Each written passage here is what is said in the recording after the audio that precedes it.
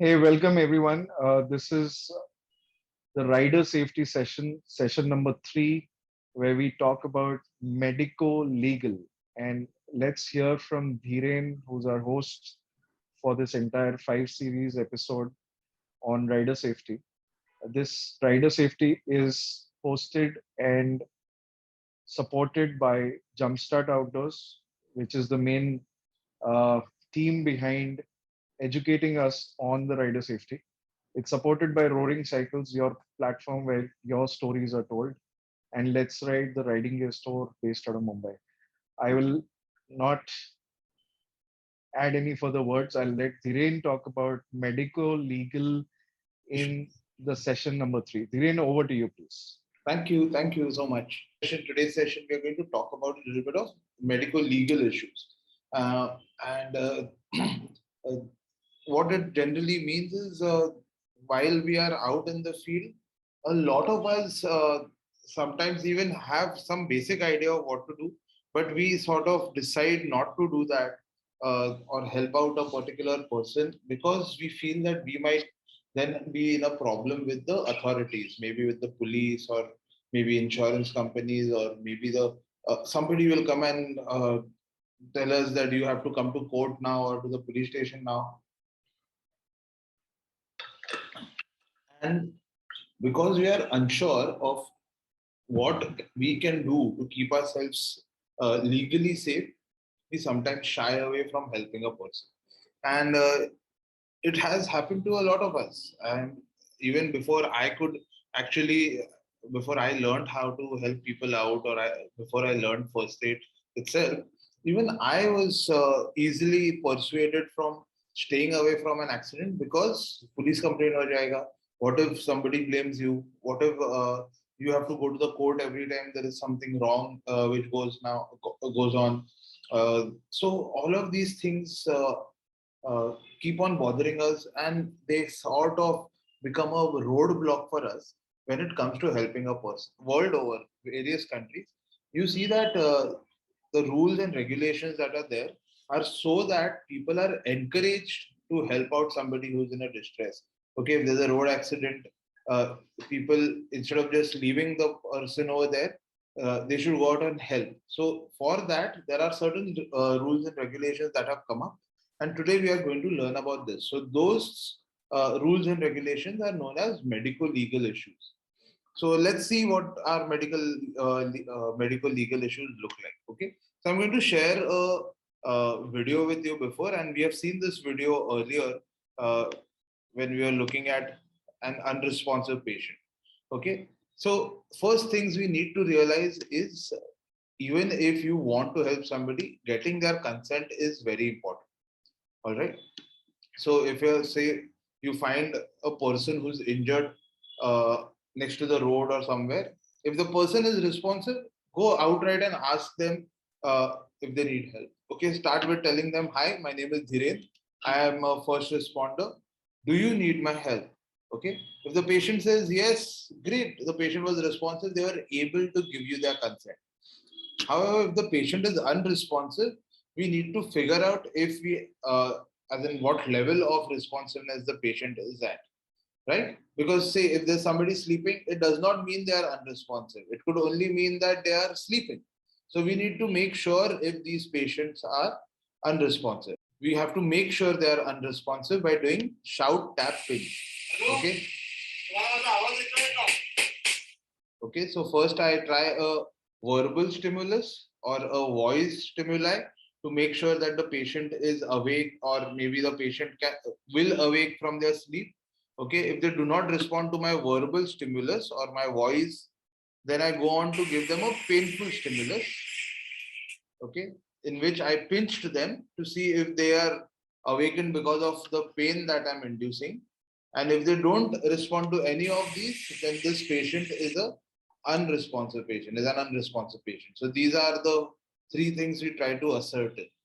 Once we have done this, okay, we are sure that the patient is unresponsive, and then we can go ahead and start helping them out on the doctrine of uh, implied consent.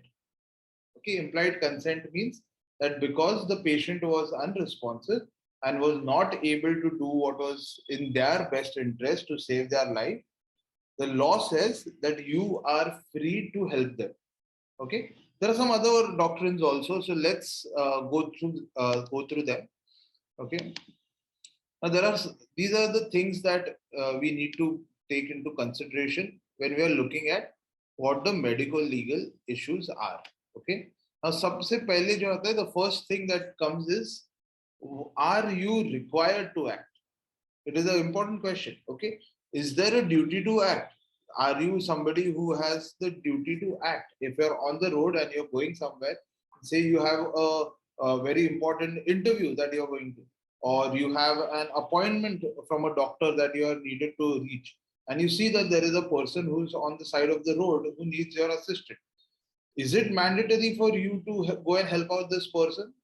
So this is where the duty to act part comes in. Okay. So first thing, you are not obligated to help out anybody that you see on the road. If it's a stranger, you have the choice of choosing if you want to help this person or not help a person.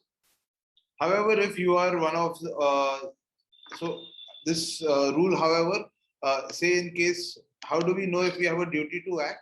Okay, if you're appointed as a trip leader or a guide, so maybe if you're taking a bunch of your friends or maybe clients on a bike ride, okay, then everybody in that group uh, is actually entrusted to you, and then you are obligated to help those guys because they are out there on your on your responsibility.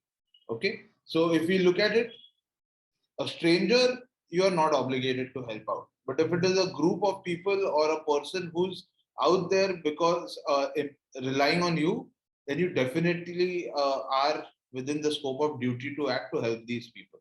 Okay. Uh, this duty to act is also established if you are the cause of the injury or illness. Okay. So, say if you have caused an accident or because of you there has been a problem, then you definitely have a duty to act. You can't just uh, think that, oh, I'm anyways in a hurry, so I need to get out of here. Okay, that would come across as a hit and run incident. So if you are on the bike and because of you somebody else met with an accident, or you were the one who caused the accident, then you are duty bound to help out those people. Okay, maybe you made a mistake, but don't make the second mistake of running away from them. Now it is your duty to actually help out these people who got into trouble because of your actions. Okay, so we are not discussing right or wrong actions, but we were part to something going wrong, then definitely it's our duty to act. Okay, and lastly, if I go ahead and I tell this person, hi, my name is Dhiren and I am a wilderness first responder, do you need any medical help? Okay, once the patient says yes, I need your help, okay, and I get into the scene, uh, at the scene scenario, I go and I ask for consent, I start talking to the patient and I say, yes, I'm there to help you, and the patient says, yes, you can help me. Or if the patient who's unresponsive, I start working on this patient. Then if I decide, oh, I forgot, I had to go and see a movie, or I had to go on a date, or a restaurant or something like that. Okay. And then I say, okay, you know what? I'm actually like late for something and I need to leave. That is something that is a problem. Okay. So number one, duty to act. It is not obligated. You're not obligated to go and help out a stranger at all. Okay. If you are with a group of people who you are leading or you are in charge of, then you are obligated to those people in case of an incident. If you are the cause of an incident, then you're definitely required to be at the spot and help out because you are again obligated because you created that issue. And lastly, if you volunteer yourself for a particular issue, then now the duty of act has been taken over by you. Okay, and you'll have to go through the entire duration of it, as in you'll have to make sure that you are there till at least somebody better trained than you comes and takes charge of this patient or the patients. Okay, we'll see what happens if we what happens with the duty to act part a little further. But so yeah, I'm sure everybody understood what duty to act was. Now let's see what other things are there. Okay. Now there is the doctrine of negligence. Now what is negligence? Okay, negligence is doing something or not doing something which is part of a proper procedure to save a person. Okay, say for example, in our first section when we learnt about scene safety, we did one, I'm number one, two, not on what happened to you, three, not on me, four, are there any more, five, what's the vibe? Okay, and we decided to keep ourselves safe. After that, we went inside the scene in the unresponsive patient part, and we saw, we gave our introduction, we took consent from the patient, and then we would start helping out the patient by looking at what life threats are there on the patient. Okay, and slowly and surely we will eliminate all the kinds of life threats that they are there. Okay, so there is airway, we want to open up the patient's airway immediately, because otherwise the patient is not going to be able to breathe. So A comes in first, then we go on to breathing, circulation, and so on and so forth. Any first aid course that you do, okay, will have certain guidelines, some protocol to follow, so that we make sure that we ourselves are safe, the people who are around us or who may be helping us are safe, and how we step by step take away any problems or any life threats out of the context for the patient or the patients.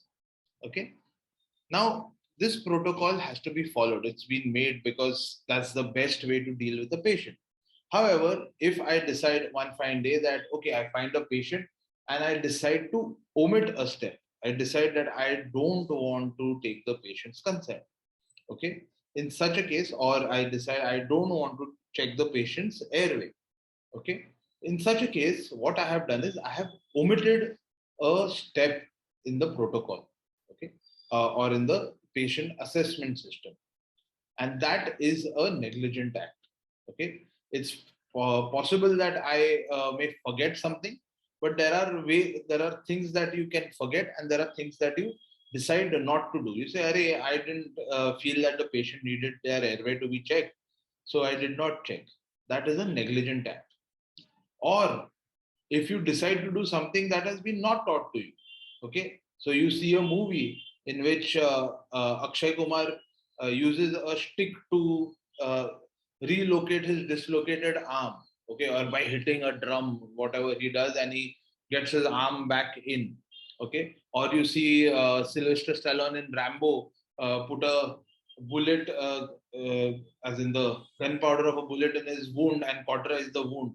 Okay, these are kind of actions which do not fall in a regular first aid class or in your protocol of treating a patient. Okay, and if you go out and do something which does not fall within your regular list of things to do, then you are committing an act of negligence. Okay, so what are the two things in negligence? One is if you omit something that is a part of the rescue process, and second is if you commit something which is not part of the rescue process. So if these two things happen, then you are somebody who has been negligent. Okay, and you could there could be a possible legal procedure on you because you were negligent and the patient suffered further injuries because of your action. So we need to understand that crit. First, I need to understand that do I have a duty to act? And once I do start taking care of a patient, I should not be negligent. Okay, which is a very simple thing. You have been told that 1, 2, 3, 4, 5, and then maybe A, B, C, D, E are the things that you need to do. We just stick to the plan and don't stray away from it, and we can definitely be safe from this doctrine of negligence. Okay. Next, we already saw patient consent in the video. So what happened over there? If the patient was an adult and they were responsive, alert, and oriented to their senses, they could easily give us a verbal consent. Okay, they actually gave us a consent. Yes, I need your help. Okay, in case they don't want your help, It's okay. You don't have to force them. No, no, but take it. No, you need it. No, you can try and convince them. You can tell them. So I remember once I was on a ride to South Bombay, and near Yellow Gate, near as in Kala Ghoda, behind Kala Ghoda, I saw a middle-aged gentleman collapse from their motorcycle. So I stopped my bike. There was it was a Sunday morning, so there was a very tiny amount of traffic, but there were still vehicles which are moving fast, especially buses and taxis in South Bombay. On clear roads, they were like zooming. So I parked my bike a little as in perpendicular to the road, so that anybody who's coming from far, okay, would see the bike and not just go fast over there. Made sure that I was safe when I approached the patient, and we got a slight diversion on that route, and then the cars were passing from the other side. I went up to the gentleman. I asked him, "Sir, I'm first aid trained. I have training in first aid. Could I be of help?" And he was lying down on the ground. He was alert and awake and oriented, and he said, "No, I don't want your help." I asked him, "Is there any reason that you don't want my help? Because I'm trained, I can help you out. You're on the middle of a road." So he's saying, "No, I've called for an ambulance service, which he subscribed to. There was some Force One or some kind of an ambulance service that he had a subscription to. So he said, I've called them. They'll come and they'll help me out. I don't want anybody I don't know touching me." So I asked him, "Is it okay if I sit around till the time these guys come in? Okay, because once they are in, then they can help you move, and I'll just make sure that you are safe from the traffic." He said, "Yeah, I have no problems if you wait around. Just don't touch me." So, in case of a consent, it is possible that the patient may or may not give you consent. Okay, you can ask a couple of times or say that, "Is it okay if I stay in that vicinity?" So that the patient knows that they are in charge about who touches them and does not touch them. Okay, if I don't follow consent, okay, the rule of consent, then this could go very, very wrong, right? Say, if I, so legally speaking, if you try to touch somebody, okay, or try to hit somebody, or you create an environment wherein the person thinks that you're going to hit them or touch them, okay, such an incident is known as a uh, uh, I'm so sorry. So such an incident is known as an assault. Okay. So the act, when you actually try to hit somebody, or when you try to create a situation when the person is scared that you're going to hit them or touch them, that is known as assault. And if you actually do touch them, okay. So if I do एक चाटा दूंगा या मैं आपको touch करूंगा without your consent, that is assault. But if I actually slap somebody or if I touch somebody without their consent, legally it is known as battery. Okay, and these are proper sections in the Indian Penal Code, assault and battery. And if you don't take consent from a person, you could definitely be charged under those. So we don't want to do this. We want to make sure that our patient knows that we are there to help them. If they don't need our help, okay, stay away. However, when the patient goes unresponsive, the law says that you have a implied consent from this patient. So you can go ahead and start treating the patient in the prescribed way that your first aid training has taught you. So do that. In case during the training, in case during the rescue, the patient becomes responsive, then it is your duty to again ask this patient for consent. Okay. So if the patient gets up and they see you are helping them out, you can tell them, "Hi, my name is Dhiren. You are unresponsive and I was giving you medical aid. Do you want me to continue it?" Okay. If the patient says yes and stays responsive, you can go ahead and continue. Okay. If the patient says no, you should stop. Right. So that was very simple. The doctrine of consent, it's very important. Please remember the consent part, the implied consent part also is true in case the patient is a minor and there are no legal guardians or no parents of the patient as an available nearby. So if it's a minor, then you have implied consent to help the minor out. Also, with somebody who may be seeming mentally ill or impaired, okay, there is consent, there's implied consent. You can go out and help them. Great. Next is abandonment. Okay, what does abandonment mean? It means that I, as a caregiver, started helping a patient. Okay, remember the part wherein I said I established duty to act by going and talking to a patient, and then I remembered that I have something else to do. So I tell the patient, okay, I can't do this anymore. I have to leave. Okay, if I fail to hand over my patient to somebody who's trained as much as I am or better than me, then I am somebody who's as in I'm somebody who's abandoning the patient. Okay. So what we need to make sure is, in case you have established a duty to act, okay, with your patient, then you can only hand them over to somebody who's trained as much as you are or better. Correct? You don't want to hand them over to somebody who's not as trained as you are, or just walk away without handing them over to anybody, because that would be termed as an abandonment. Okay, you are abandoning this patient. आप उसको छोड़ रहे हो. Okay, so make sure that this happens. The correct term for handing over the patient to somebody who's trained as much or better than you is known as upstreaming. So if you upstream your patient, okay, you are doing good. But if you can't upstream your patient, then it would be termed as abandonment. So please make sure that you do not get involved if you can't continue. If you have gotten involved, then don't abandon your patient. Make sure at least you hand over them to somebody who's trained as good as you are or better. Okay, so that's another thing that you should be careful about. Okay.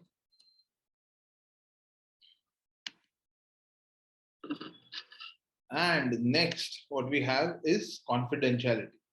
Okay, so this goes without saying that whatever you and your patient have discussed, or the patient, once you start treating the patient, okay, the patient will give you stuff as an information regarding their health, okay, regarding issues that they have, right? You are asking them for information which is personal information. Where does it hurt? How does it feel? Do you have any medical history, previous medical history? Does anybody in your family have any particular medical history? Have you been injured in a similar manner before? Okay, all these things are personal things, and you should not share this information with anyone apart from maybe your co-rescuer. So if me and Abhishek have been in a rescue together, then of course, because we are both trying to help out this patient, we need to share this information. But apart from that, I should not be sharing this information with anybody who's not related to this case. Okay, and not related to this case includes patients, next of kin or parents or anybody. We are not supposed to share their details with anyone. Okay. For example, if you find a patient on the street who's a girl and is pregnant, okay, you don't or you can't share it. As an adult lady who's pregnant, you're not sharing this information with her husband or her parents or whatever. You can share it with your co-rescuers and the people you upstream her to, like maybe the doctor or the paramedics. You can share that information with them because they're going to need that information to help this person out. However, you are not going to share it with anybody, even with her family members. Okay, so you can't just go out and say, hey, your daughter is pregnant or your wife is pregnant. Okay, this is information which has been passed on to you. Okay, for saving or for helping out this person. Same, you can't start putting out this information on social media. So I can't just go out and put in, oh, I saved Dhiren today who got hurt in his butt or got hurt on his eye or and it became Kanya. I can't put all such kind of information online or on social media or share it with other people because we'll be breaching the confidentiality rule. So always remember, if you're treating another person, no matter what information you get from them, unless you're trying to use this information to get better help rather better medical help for these people, or you are trying to help them out by upstreaming them, the information stays confidential between you and your patient. Great. In the US, there's a legal doctrine known as the HIPAA. Okay, it's a Health Insurance Portability and Accountability Act.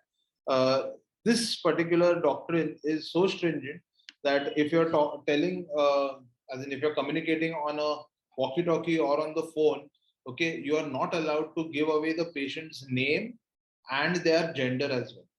Okay, so if you're giving a radio report, it goes, I have a patient who's, or I have a 43-year-old patient, or I have a 50-year-old patient whose chief complaint is blah, blah, blah, blah, blah. And we go on all the way down with all the details apart from the patient's name and their gender.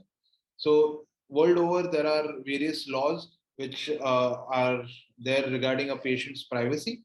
And good practice is keep patient's information confidential. And the last part that we have in today's section is, okay, wait, I'm sorry, guys. Okay, are Good Samaritan laws. Now, Good Samaritan laws are available in as in various countries in the world. So it's not just we are in India today, but in India also, the Supreme Court and the road and traffic, the road accident, sorry, the roadways department, okay, the roadways ministry, the Supreme Court, they have all come up with various basic rulings and laws and GRs. And what these major GRs and laws and bills say is that the police will not involve the Good Samaritan for an investigation. What is a Good Samaritan? You decide to go and help out somebody, and it was not necessary, as in it was not required of you to go and help out. Okay, you decided that no, I want to go and help someone. You become the Good Samaritan. Okay, there was probably no duty to act, and you decide to go and act. Okay, even if there was a duty to act, because you are helping out somebody, you are deemed to be a Good Samaritan. So the cops or the police, okay, cannot, because of laws that are there, cannot, should not involve you for investigation. So they can't say, okay, you are the one on the site and you have seen, so you should also get involved with us. So please come to the police station with us and give your name over here. You'll have to come to court. No, you don't have to do that. Okay. Second, hospitals cannot refuse to treat the accident victim. Okay. So say you are close to a hospital and you have an accident victim you are trying to help. The hospitals have to give free first aid at least to these people.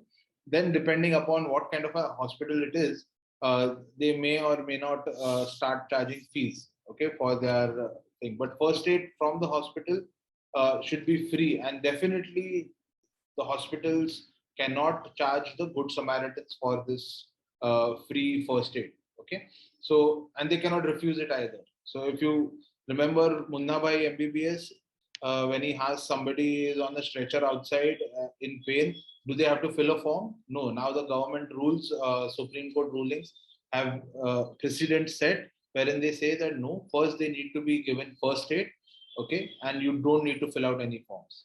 Okay, so that's another thing which is great, because now we are looking at the patient and we are looking at the problems that the patient has, and we are looking at giving them relief. We are trying to get them to recover instead of trying to fill out other things, how it happened, why it happened. That is secondary. Okay, next what we have is a Good Samaritan, okay, is protected from civil and criminal liability. Okay, so people understand, as in the legal authorities, the courts, the police, everybody, they understand that uh, you are doing whatever is best in your training to try and save a person. So as long as you have not been a negligent rescuer, okay, there will be no civil or criminal liability on you. Okay, I remember I had once rescued a person from the highway, and when I took them to the hospital, uh, after the doctor started looking at them, the police who came to the scene, they started saying that the guy is saying that he was hit by a car, and you are one who was also driving a car. So maybe you are the one who hit this person. Okay, but this doctrine of a as in being a good Samaritan, okay, that is what saved me. I said, I'm sorry, but you cannot start accusing me or trying to put in any civil or criminal liability on me for helping this person. Okay, and the cops had to actually, they understood, yeah, if we start charging a rescuer to help, as in somebody who's gone out and helped a person, we start charging them with some kind of a liability, criminal liability, then they're not going to help out other people. Other people are going to get discouraged. So good Samaritans are protected from civil criminal liability. You do not need to reveal your identity. Okay, you don't need to give your phone number. You don't need to tell your name to the hospital or the police authorities. Okay, because you are somebody who's helped a person, and your comfort is definitely needed over here. If people feel hassled when they are asked for their name, for their phone number, and you should not be asked for that. In case you want to reveal who you are or why you are there, definitely go ahead and do it. But you are well within your rights to keep your identity personal. Okay. Also, if somebody, the police or the authorities on site, or maybe insurance agents come and tell you that you need to be an eyewitness, okay, you cannot be compelled to do so. You have the choice to say that no, I don't want to be involved with this case any further than getting this victim or this patient medical aid. Okay, so those were the few things that uh, we needed to see. So these are the basic medical legal issues that you need to know and understand. First is duty to act. Second is negligence. What is negligence? Third is patient consent. Next is abandonment. Okay. So if you upstream a patient, you are not abandoning them. Okay. So please upstream them to not abandon them. Then there's confidentiality. And then lastly, the laws of the land, which help a good Samaritan. They help a person who is trying to help out somebody. So today's short but definitely important session was about getting you to understand how legally you are protected when you go out to help somebody, right? So Abhishek, are you? Could we come back? Hey, thanks, Dhiren. Thanks for that lovely, quick, and short noted session, but it was crisp. I am sure once the video goes live for this session, a lot of people will read through it and understand. And if they have any queries, they can reach out to you on the mobile number that you have. I had one question to ask. Now, there are in riding community, you have women only groups who go out on rides, uh, whether it is groups or a group of friends without a club or with a club or on a sponsored ride. Then there are groups and friends who go in both genders. How do you see today a situation in the medical legal while we speak about safety and you spoke about the 5 steps in the beginning in the first session, and then how do you handle a unresponsive patient in the second one, which should ideally give an understanding to all the riders as to how to handle the the gender part of it also, and how sensible they need to be when they are handling that as a situation. But in the medical legal, is there any difference uh, for genders when it comes to a man trying to help a woman, or a group of women trying to help a man, uh, either way? So if you can throw some light on that.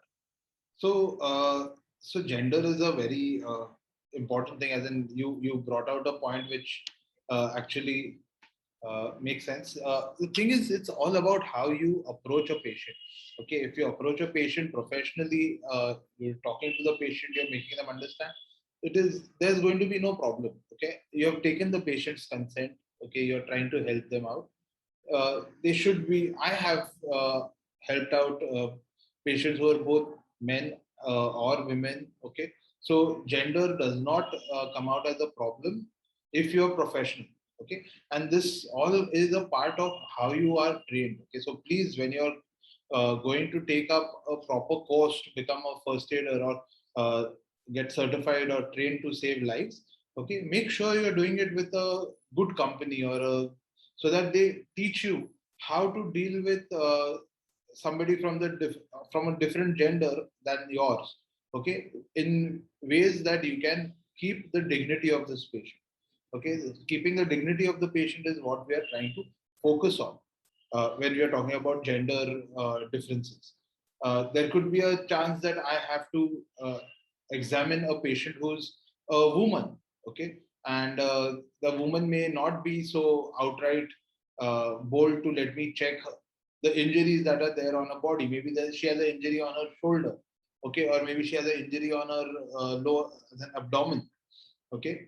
Now I need to check this as in the process of me giving as in medical help to somebody. I need to check these things with my eyes. I can't just go on the thing that somebody saying it's hurting me. So I just check on the shirt. Oh, it's hurting you. Okay, okay, okay. I can't do that. I have to go to the skin level and check exactly what is wrong in that area. Okay. And if my patient is does not consent with that, okay, then I should not move ahead. It's simple. We don't have consent, we can't move ahead. We have to step back. What we can do is we can ask somebody from our group who's maybe a girl to help out.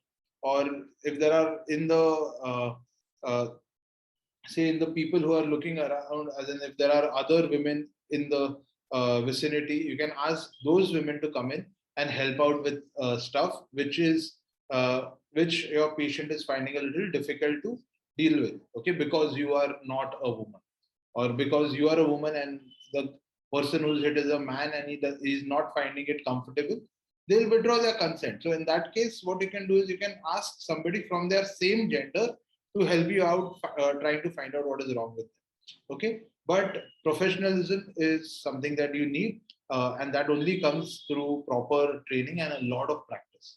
Okay, I'm sure as doctors, if you have seen doctors, we go to doctors who are guys, we go to doctors who are women. Okay, there are gynecologists who are male, and they have a proper practice. Okay, it's not that males can't treat women or women can't treat men. Okay, so as long as you're professional, you are, I think, good to go. Thanks, Dhiren. That was informative as always. I just wanted to also check now. There are cases of uh, and incidents where, because of the high-speed motorcycles that we have in the country now, and highways becoming better, there's a lot of animal accidents that motorcycles or motorcyclists get into at times, and especially in the smaller towns and smaller villages. While one can handle the crowd if the person is uh, conscious of how they want to deal with the situation, but in such cases of uh, animal cruelty because of an accident or unfortunate incident that could happen, uh, the legal angle will come in later. uh, I know it's a slightly different topic, but it's also about handling people there, and while you can just pay money and get away with it, because that's probably cattle and livelihood for someone in that small town. Uh, how do you handle legal cases or legal situations around those type of incidents? Yeah, your question is a little twisted. Okay, I'll try and simplify it. Okay, like we saw today's session. Okay, remember this part. Okay, duty to act. If it's your duty to act, you should definitely stay back and start thinking on it. Okay, we are going to come across a lot of such questions wherein we'll be, what if I hit a cow and then there are like 500 people out there to uh, avenge that cow. Okay, these are questions which will come keep on happening, and there's no straight answer to it. Okay, it's how you handle the situation. uh, However, if it was your duty to act, you should definitely stop and try and negotiate your way out of it. Okay, you need to make sure that if you were the one who created the situation, then how you can help out. Okay, so that is something that we have covered. Second is, remember, I am number one is the first thing that you should understand. Okay, so if the scene of incident is not safe for you, okay, you should also decide, like, then that is not a rescue scenario anymore, then it's you trying to save yourself. Okay, so do your best to make sure that you are, first of all, not in a scenario like this. If you're riding at controlled speeds, if you're riding with proper gear, if you're riding with proper traffic laws, like giving signals, stopping at as in slowing down during zebra crossings, all of these, you should not in the first place have been in such an incident. Okay, but an accident takes place. What you can best do is try and negotiate. If you are somebody who wears body cams, like you have a GoPro on or something, uh, you would be lucky if your GoPro was on at that time and you caught the incident on camera. But the situation is then gone from a first aid or a rescue situation to something completely else. So let's just end this part, as in this question, with do what is required at that point in time, do what you think was the best. uh, Sure, Dhiren.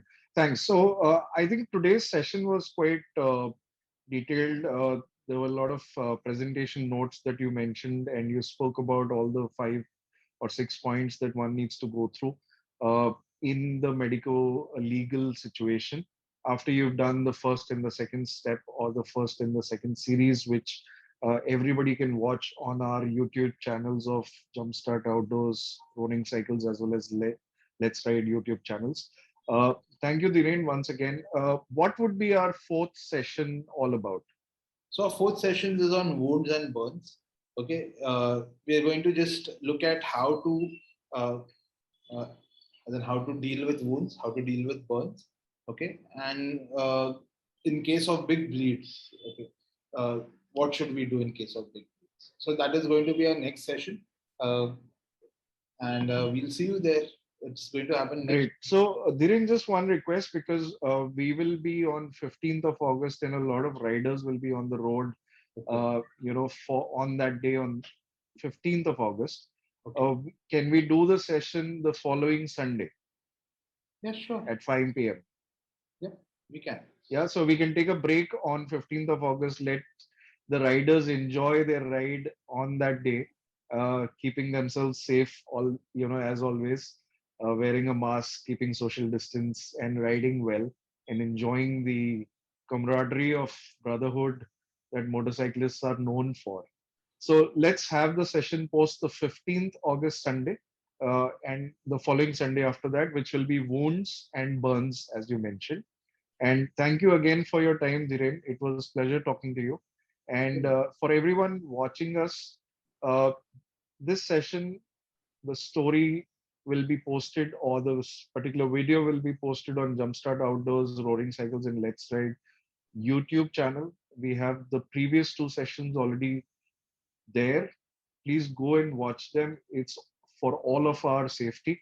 It's a free session, and please spread the word around so that more and more people and more friends and riders, or even drivers of cars, right? So it will help all of us. uh, be safe, have a happy weekend, and stay healthy, ride safe, and enjoy your 15th August ride. We'll see you soon then, next Sunday after 15th August That's at the same time, 22nd 5 p.m. August. 22nd August. 22nd August. Let's do the fourth session, which is wounds and burns. Thank you, Dhiren, again, No and problem. we'll see you soon. Take care. All right, guys. Bye bye. Bye.